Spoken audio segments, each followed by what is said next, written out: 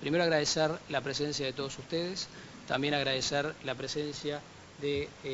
los expositores, de los panelistas de hoy. La verdad que es un gusto para la Cámara contar con las personas que hoy integran esta mesa, su experiencia en la materia, sus currículums hablan por sí mismos. Lo que dio origen a la realización de esta actividad fue el envío al Parlamento por parte del Poder Ejecutivo de un proyecto de ley que instrumenta el mecanismo de identificación de los titulares de las sociedades en Uruguay.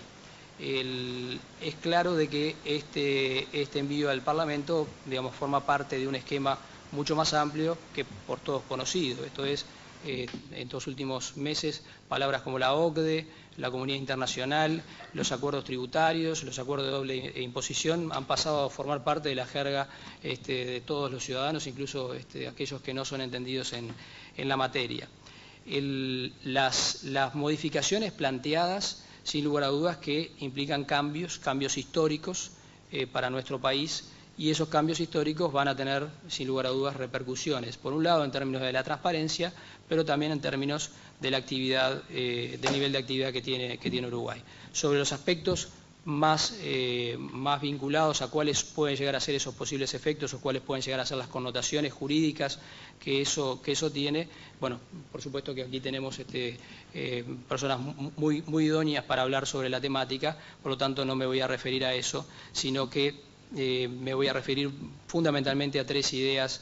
principales que hacen a la opinión de la Cámara de Comercio, y una es fundamentalmente y en forma bien clara y espontánea. Cualquier acción que se tome, cualquier decisión, cualquier acuerdo debe ser considerado en el ámbito y en el contexto en el cual está nuestro país. Uruguay está ubicado geográficamente en un vecindario claramente complicado, con dos socios importantes como Brasil y Argentina, con un Brasil mucho más alineado, una línea ortodoxa, y con una Argentina, en una línea absolutamente diferente, con una heterodoxia que la verdad sorprende y que cada día la imaginación, nos sorprende a todos.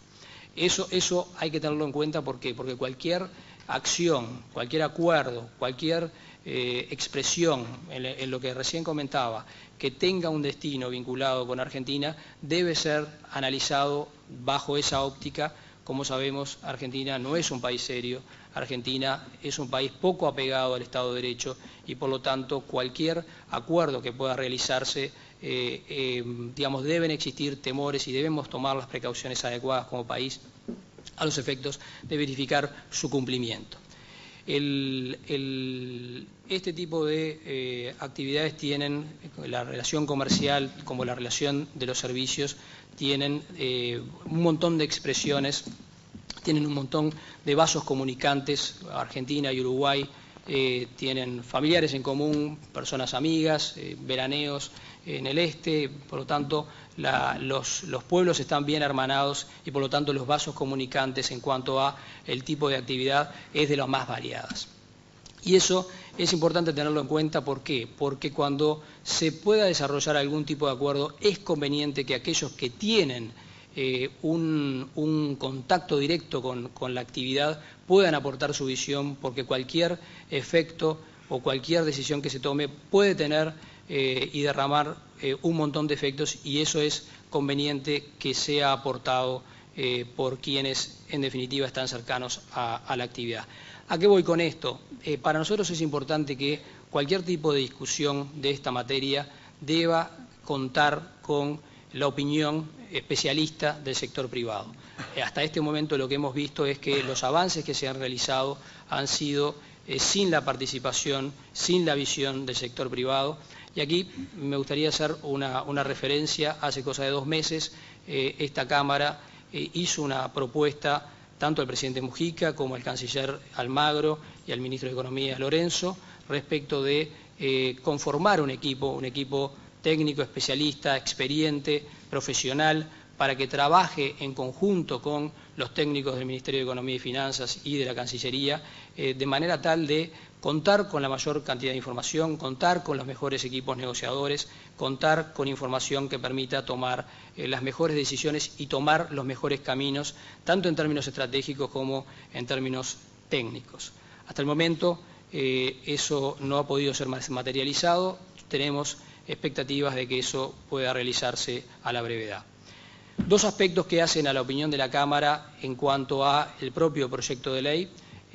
diría los dos principales. Uno es la elección de la institución que actuaría de registro, esto es, el proyecto de ley prevé que sea la Dirección General Impositiva la institución que realice el registro, y aquí lo que vemos es, el cambio es un cambio abrupto, es un cambio histórico, es un cambio nada menor, y por un lado. Por otro lado, también, y el doctor Valera ha escrito bastante sobre este tema, el poder que tiene la Dirección General Impositiva al contribuyente es cada vez mayor, y eso sin duda también hay que tomarlo en cuenta a los efectos de los equilibrios naturales que deban existir. Confiamos en la idoneidad técnica de la Dirección General Impositiva, confiamos en el mantenimiento del secreto tributario, pero creemos que en esta oportunidad lo abrupto del cambio y la institución elegida parece ser no la mejor señal para el inversor. Por eso que creemos que pueden existir otro tipo de instrumentos que puedan ser utilizados a estos efectos, y acá en su momento referimos a tres. Uno son las instituciones financieras, esto puede ser los bancos; otros pueden ser los estudios jurídicos, que están muchas veces cerca y son de confianza del inversor; también pueden ser las instituciones de representación empresarial, como puede ser la Cámara de Comercio y otras instituciones de representación empresarial. Claramente, a través de un mandato fiduciario podían perfectamente brindar esa información frente a determinados requerimientos, y creemos que esa puede llegar a ser una señal mucho más amigable para el inversor. Un segundo aspecto también que es central respecto de esta ley es la necesidad o la obligatoriedad de que instituciones, sociedades del exterior que tengan actividad en Uruguay deban necesariamente también identificar a sus titulares, y esto nosotros lo vemos de carácter inconveniente. Sin lugar a dudas que se puede hablar de la transparencia, se puede hablar, a favor en un montón de aspectos, pero también tenemos que tener presente de que los efectos que esto pueda tener sobre el nivel de actividad, y fundamentalmente sobre el nivel de actividad de dos sectores que generan trabajo y que generan un altísimo valor agregado, como son la construcción y los servicios, y fundamentalmente el turismo, no van a ser nada menores. Y aquí también hay que tener en cuenta de que el fisco argentino es un fisco muy particular. Es un fisco que en este momento está buscando recursos por todos lados para tratar de cerrar sus cuentas fiscales, y que está buscando los instrumentos para poder realmente procurar esos recursos por todas las vías posibles. Este tipo de acciones pueden tener impactos no solamente de lo fiscal, que en estos casos podría llegar a ser el menor de los males, sino también efectos civiles y penales, y eso, sin lugar a dudas, asusta. Y por lo tanto, para quien es un inversor, y acá lo hablamos con total franqueza porque creo que todos sabemos de qué estamos hablando, al inversor argentino lo puede asustar, y eso puede tener derivaciones directas sobre nuestro nivel de actividad. Reconocemos, por un lado, las dificultades que tiene este tipo de negociaciones. Uruguay es un país pequeño, Uruguay está inmerso en una región complicada, Uruguay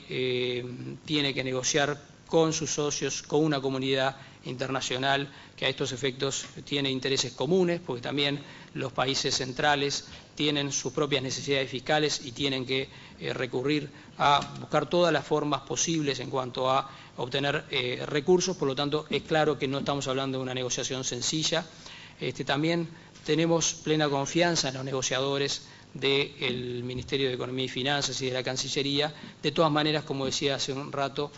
creemos importante que el apoyo y la visión del sector privado en este tipo de actividades resulta clave. El ofrecimiento está hecho nuevamente, y en esto, y solamente como para terminar,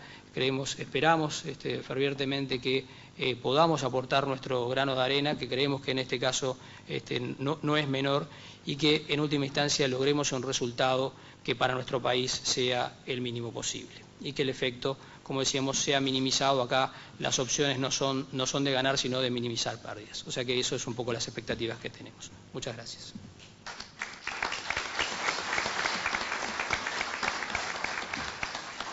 Claudio, ¿quién sigue? Bueno, muchas gracias. Buenos días a todos. En primer lugar, manifestarles que en este panel tan destacado que me honro en integrar, se me ha asignado el tema de el derecho a la intimidad. Y entonces la primera pregunta que habría que hacerse es en qué medida este proyecto de ley, enviado el 27 de diciembre por el Poder Ejecutivo en pleno receso parlamentario, a consideración del Parlamento, puede afectar o no el derecho a la intimidad, porque desde el punto de vista teórico hasta se podría arguir que no necesariamente uno y otro están vinculados, desde el punto de vista que se trata nada más de una obligación de denunciar quién es el titular de las acciones al portador de las sociedades anónimas locales o el titular de las acciones en caso de sociedades extranjeras que tengan establecimiento en la República o que tengan activos situados dentro de la República. Sin embargo, cuando uno lee la exposición de motivos y advierte que los dos primeros párrafos están referidos a cumplir con los estándares de transparencia tributaria fijados por la OCDE, cuando ve las sanciones, y las sanciones muy graves que están impuestas para el caso de incumplimiento, tanto de los particulares tenedores de las acciones como de las entidades emisoras, incluso que son más severas que la del modelo que le sirvió de inspiración, que aparentemente es el alemán, y sobre todo cuando ve, como dijo el presidente de la Cámara, de que el depositario, digamos, quien va a tener toda esta información a disposición va a ser la DGI, entonces queda claro que se cierne una amenaza muy seria y muy concreta sobre el derecho a la intimidad, sobre todo en un contexto dentro del cual en nuestro país, en un par de años, después de la implantación de la reforma tributaria y la imposición y el gravamen del impuesto a la renta de las personas físicas, ha habido un avance progresivo sobre este derecho y una acumulación cada vez mayor de facultades que se han puesto en cabeza de la DGI. Por eso comparto totalmente las expresiones del presidente en el sentido de que hubiera sido preferible elegir cualquier otro organismo antes que la DGI, donde seguimos acumulando cada vez mayores facultades. El derecho a la intimidad, como ustedes saben, está regulado en nuestra Constitución. La doctrina por unanimidad entiende que está comprendida entre las garantías genéricas del artículo 72 de la Constitución Nacional, que dice que la enumeración de derechos y deberes y garantías hechas por la Constitución no excluye los otros que son inherentes a la personalidad humana o se derivan de la forma republicana de gobierno y tienen consagración expresa en otros artículos específicos de la Constitución. Por ejemplo, el 10 de la Constitución Nacional, las acciones privadas de la persona que de ningún modo atacan el orden público ni perjudican a un tercero, están exentas de la autoridad de los magistrados. Argentina tiene una norma prácticamente idéntica, con la única diferencia que ellos, que son un Estado menos laico que nosotros, lo que establecen es que las acciones privadas de los hombres que de ningún modo atacan el orden público ni perjudican a un tercero, están solo reservadas a Dios y exentas de la autoridad de los magistrados. Este principio, además, el derecho a la intimidad, ha tenido consagración internacional en tratados de la máxima importancia que han sido ratificados por nuestro país y que por lo tanto son derecho vigente en el Uruguay. Por ejemplo, la Declaración Universal de los Derechos Humanos y el Pacto de San José de Costa Rica. Allí se establece a texto expreso que nadie será objeto de injerencias arbitrarias o ilegales en su vida privada, su familia, su domicilio o su correspondencia. En consecuencia, durante todos estos años no ha habido, digamos, ninguna discusión sobre el respeto irrestricto que debía otorgarse y atribuirse a este derecho, ya les digo, hasta la sanción de la reforma tributaria en el año 2006, que entró a regir en el 2007, donde ya de entrada se eliminó la existencia de las sociedades anónimas financieras de inversión. El tema entonces es, ¿cuáles son las amenazas que se ciernen sobre el derecho a la intimidad? Yo diría que aquí hay tres órdenes de ideas que habría que considerar. En primer lugar, hay un elemento tecnológico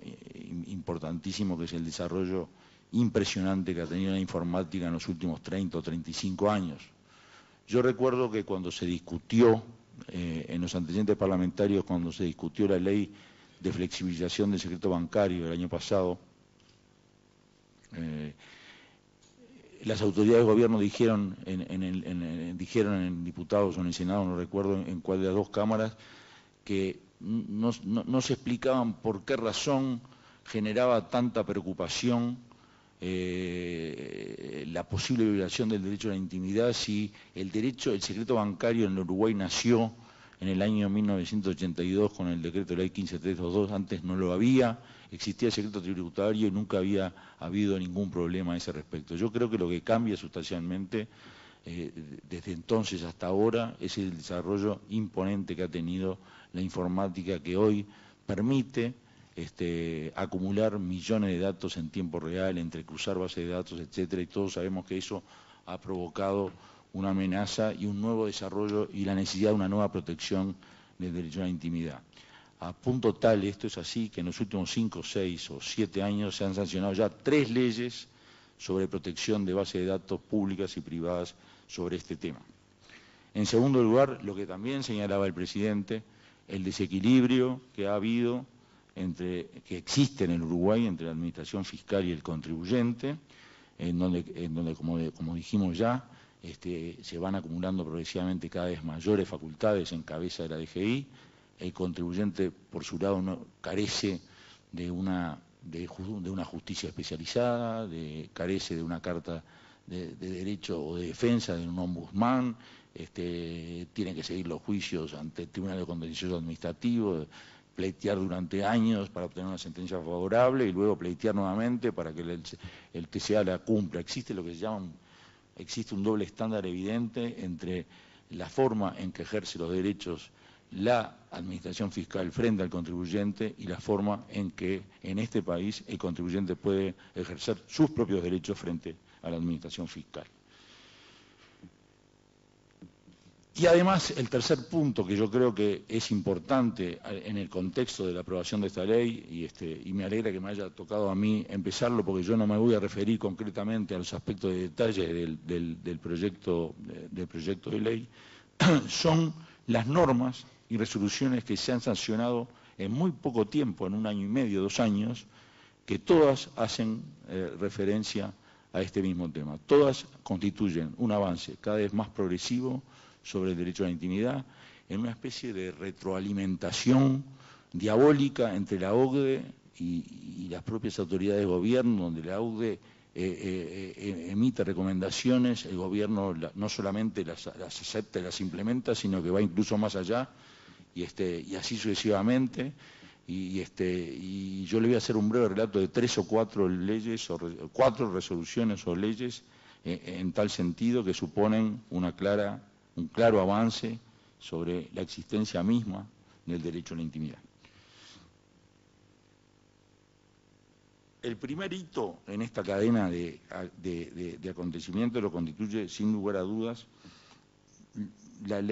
una ley que se había aprobado en enero del 2006 y que nunca se había aplicado, la ley 17.984, que se aprobó con el apoyo de todos los partidos políticos y que básicamente en su artículo más importante lo que se proponía era despejar una duda que existía entonces sobre cuál era el alcance del secreto bancario, si comprendía las operaciones activas o solamente alcanzaba las operaciones pasivas. Allí se despejó esa duda y en una ley muy breve de 5 o 6 artículos se establecieron en otras disposiciones, con un propósito muy diferente al que luego se aplicó, la posibilidad de que el Banco Central del Uruguay pusiera a disposición de todos los operadores del mercado de crédito, y no solamente los bancos tuvieran acceso a la información, toda la información que los bancos le suministraban periódicamente al Banco Central, bajo las normas que a estos los rigen, en materia de central de riesgos. Ustedes recordarán que por allá por mayo, junio del 2010, pocos días antes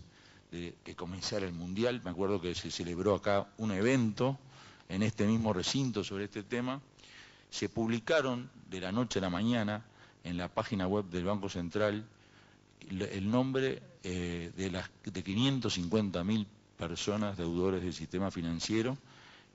a los cuales se podía acceder cualquier persona de cualquier lugar del mundo, meramente digitando el número de su cédula de identidad o su DNI o el RUT en caso de tratarse de una persona jurídica. Esto provocó de inmediato una operación de chusmerío impresionante, al punto tal que la página web del Banco Central colapsó y estuvo 4 días sin que se pudiera acceder a ello. Motivó protestas de algunas autoridades de gobierno que dijeron ¿por qué se me incluye? Me acuerdo que en búsqueda salieron los nombres de algunos deudores del sistema financiero, y cuando se preguntó por qué esto se hizo así sin contrapartida alguna, porque la ley establecía que esto se iba a hacer luego de desarrollos tecnológicos importantes, que se iba a pagar un precio, que debía acreditarse un interés o un interés legítimo para acceder a esta información, nada de esto se logró. Así como se recibía la información de los bancos privados, así se publicó en la página web, había que digitar nada más unas letras medias desfiguradas para poder ingresar y luego se obtenía cualquier información, se obtenía toda la información que se quisiera, sin contrapartida alguna, sin tratado alguno. Esto supuso, a nuestro juicio, un ataque muy grave al derecho a la intimidad, provocó la protesta y provocó mucha polémica, y recuerdo que el presidente del Banco Central, en declaraciones, en una entrevista que le realizó Emiliano Cotelo en Radio El Espectador, dijo muy claramente que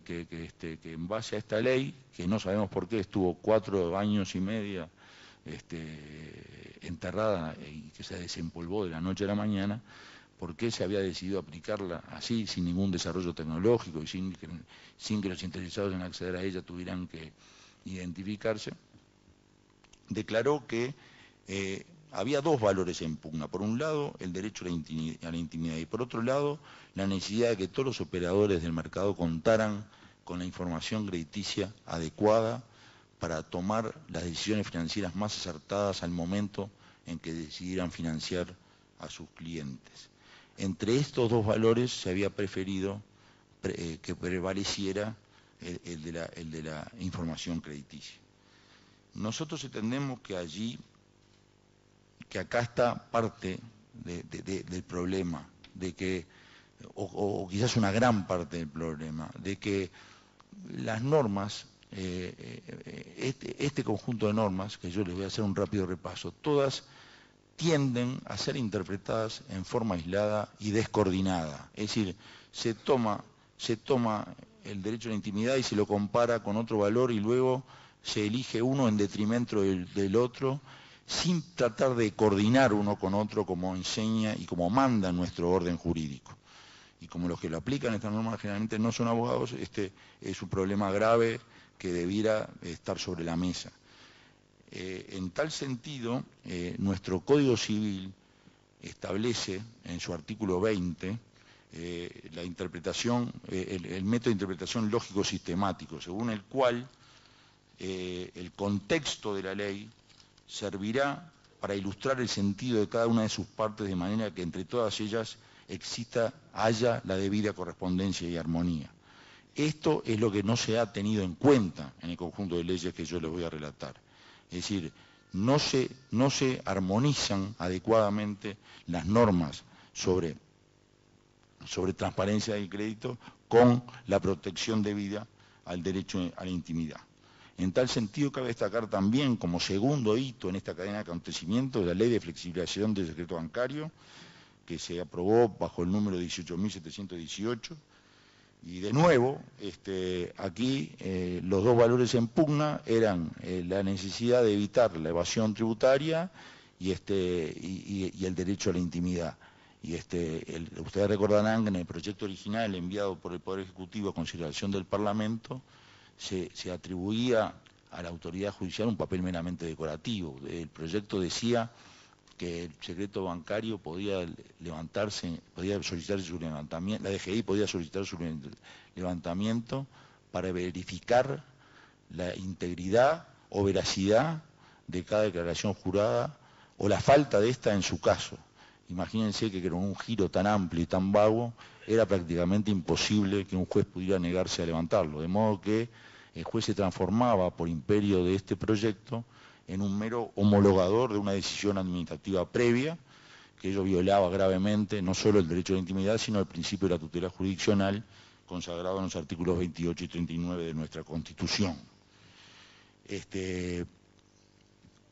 Acá en este proyecto ustedes recordarán que se extendió a la DGI la facultad, porque acá la OCDE lo que nos exigía era firmar 12 convenios de intercambio de información, de doble tributación, y no nos exigía otras cosas que se incluyeron en el proyecto, por ejemplo, extenderle esta facultad a la DGI. La DGI entendió que por motivos políticos todo lo que se le da a un Estado extranjero tenía que estar en el conocimiento de la DGI y por lo tanto amplió, digamos, y por lo tanto esto fue lo que dijo la norma.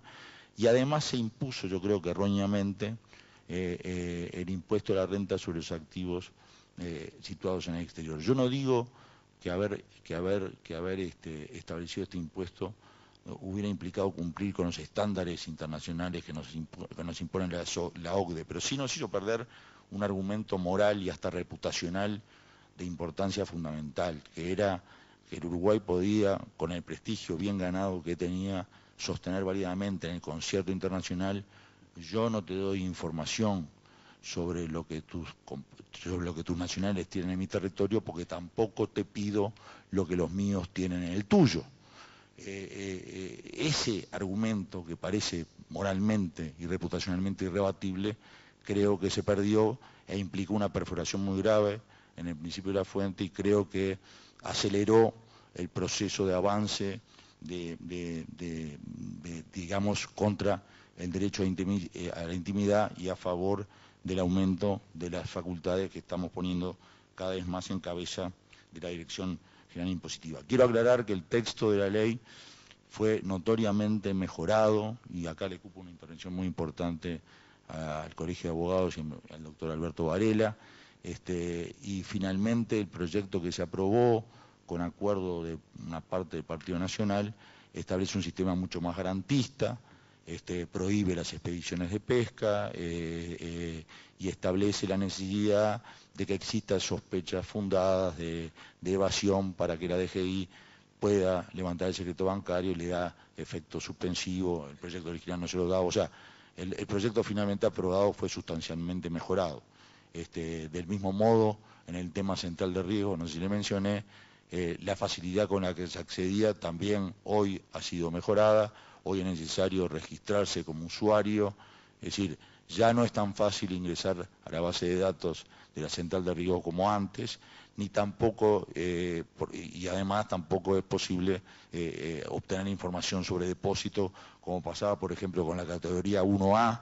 Ustedes saben que los deudores de los bancos están agrupados en categoría. La categoría 1A significa que hay un depósito en garantía, un back-to-back, y esto significaba dar información amparada por el secreto bancario. El tercer hito en esta cadena de acontecimientos lo constituye la resolución 1486 dictada en septiembre del año pasado, por el cual la DGI requirió que todas las universidades y colegios privados y a los clubes deportivos,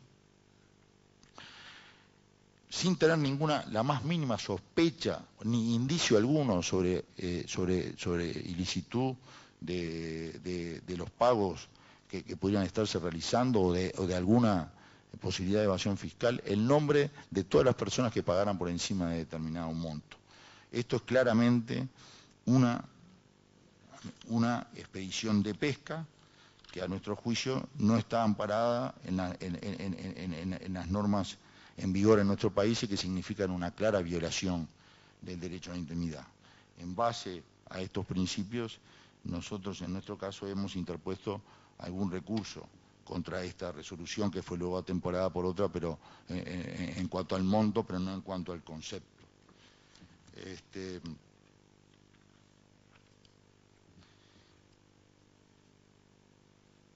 De nuevo acá, el fundamento que se dio fue nuevamente una interpretación literal, descontextualizada y aislada del artículo 68 literal E del Código Tributario, que se confiere amplias facultades investigativas a la Administración Fiscal respecto de terceros. Ahora,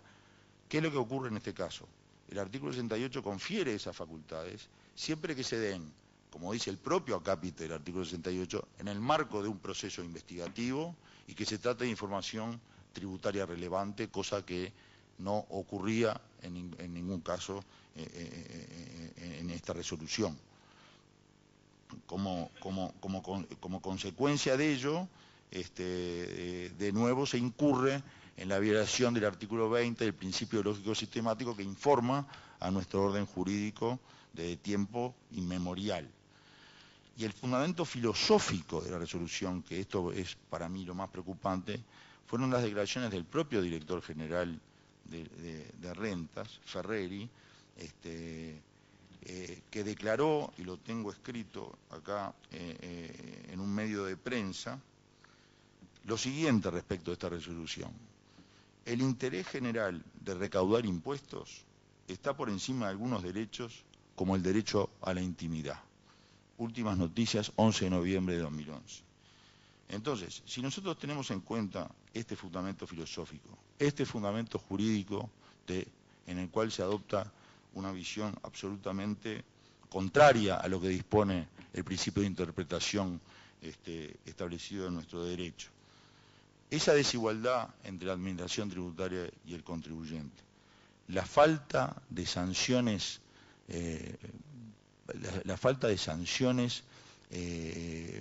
pecuniarias o penales para el caso de que se violare información tributaria por parte de un funcionario infiel o que se hiciera mal uso de la información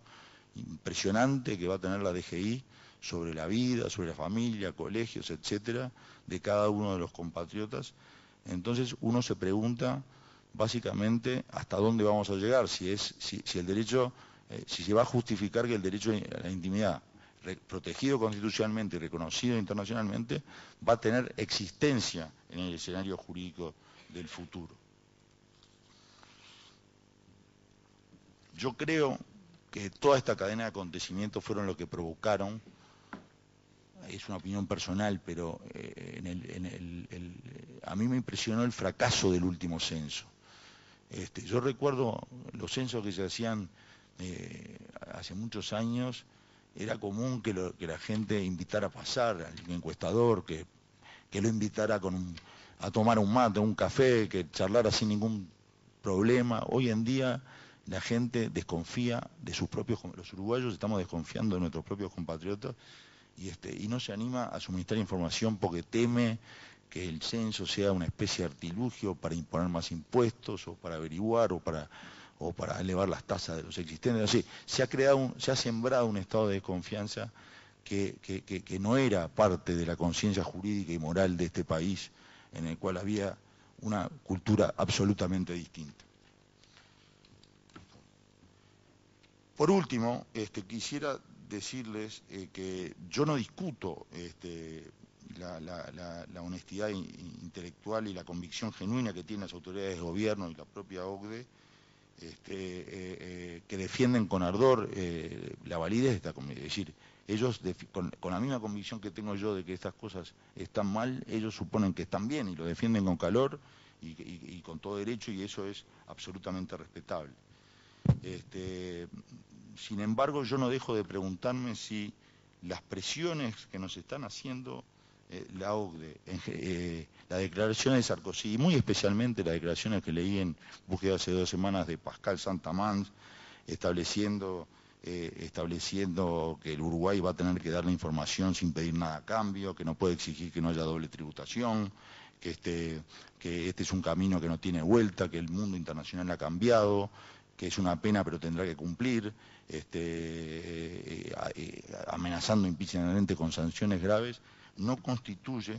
una violación al principio de no intervención pacíficamente admitido en el derecho internacional público. El principio de no intervención, y con esto termino, está consagrado en el artículo 2, inciso 7 de la Carta de las Naciones Unidas y fue, además, interpretado en una sentencia de la Corte Internacional de Justicia de La Haya, y dice lo siguiente: la igualdad soberana no tendría ningún valor si los Estados tuvieran el derecho a intervenir en los asuntos internos de otros Estados. El concepto jurídico de no intervención puede considerarse como dimanante del respeto a la personalidad y la independencia política del Estado, así como el principio de libre determinación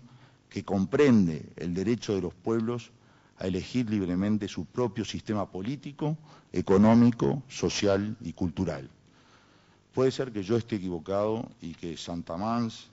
y Sarkozy tengan razón y que no exista más el derecho a la intimidad y que probablemente tampoco el derecho y tampoco esto constituya actualmente una violación del principio de no intervención. Pero si ese fuera el caso, permítanme antes de terminar alzar mi voz de protesta para decirle que si estos son los cambios, yo no estoy de acuerdo con ellos. Muchas gracias.